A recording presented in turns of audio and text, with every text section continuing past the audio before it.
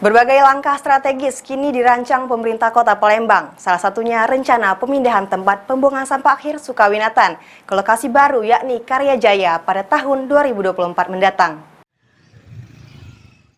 Dalam upaya penanggulangan sampah di Kota Palembang, berbagai langkah strategis kini dirancang pemerintah Kota Palembang. Salah satunya rencana pemindahan tempat pembuangan sampah akhir Sukawinatan ke lokasi baru yakni Karya Jaya.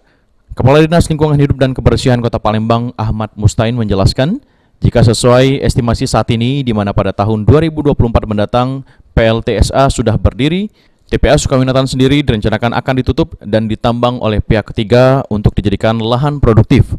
Sementara tempat pembuangan akhir akan difokuskan ke TPA Karya Jaya.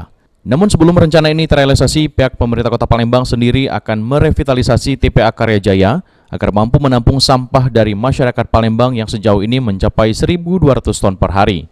Selain itu, pemindahan TPA juga bermaksud agar TPA lebih dekat dengan PLTSA guna pendistribusian sampah sebagai bahan bakar energi listrik. Ini direncanakan 2024, maka proses penambangan sampah di TPA Sukawinatan seiring dengan mulai beroperasinya PLTSA.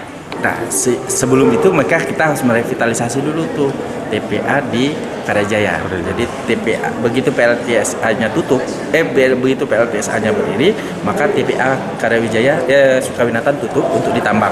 Selanjutnya kita akan berfokus di TPA yang ada di Karya Jaya karena dia dekat dengan PLTSA. Seperti itu perencanaannya. Mudah-mudahan. Sandi Pratama, PAL TV.